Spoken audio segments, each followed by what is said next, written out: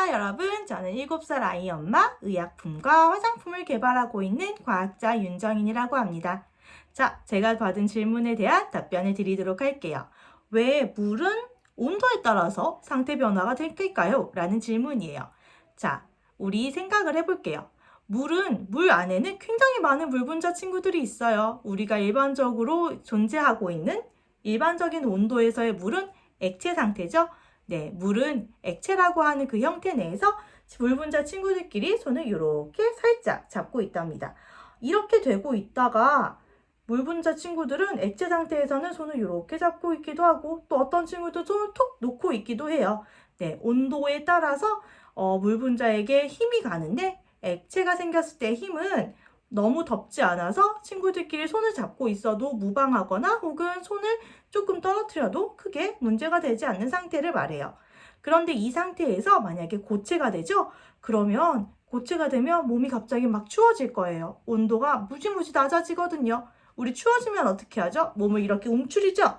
몸을 웅크리는 것뿐만 아니라 친구들끼리 꼭 끌어안고 서로의 온기를 나눠줘야 될 수도 있어요. 고체가 된다라는 형태는 바로 그런 형태예요. 너무너무 추워서 물 분자들이 손을 꼭 잡고 얼음! 하고 있는 상태가 됩니다. 네, 굳어진 상태가 돼서 바로 고체가 되는 거고요. 반대로 기체는요, 외부에서 덥도록 계속 만들어주고 있는 상태예요. 뜨겁다, 뜨겁다, 뜨겁다 했을 때 여러분 어떨 것 같아요? 네, 너무너무 더워서 친구들끼리 손을 펑 팽개치고 마구마구 뛰어서 나가고 싶어질 겁니다. 기체는요, 그렇게 물 분자 친구들끼리 손을 탁 놓고 달려나가는 형태예요. 그래서 기체가 돼서 자유롭게 돌아다닐 수 있답니다. 한 가지 질문이 더 있었어요. 우리 페트병에 물을 넣고 얼리면 처음 넣었던 것보다 훨씬 더 빵빵해지죠? 얼음이 됐을 때. 이거는 물이 수소 결합을 하기 때문에 그래요. 물은 특이하게 수소 결합이라는 힘을 한 가지 더 해요.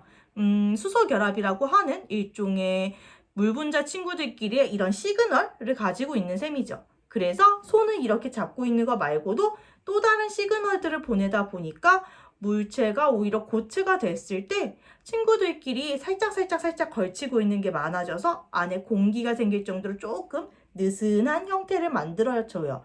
그래서 물이 얼었을 때 액체보다 훨씬 더 두툼해지는 거고요.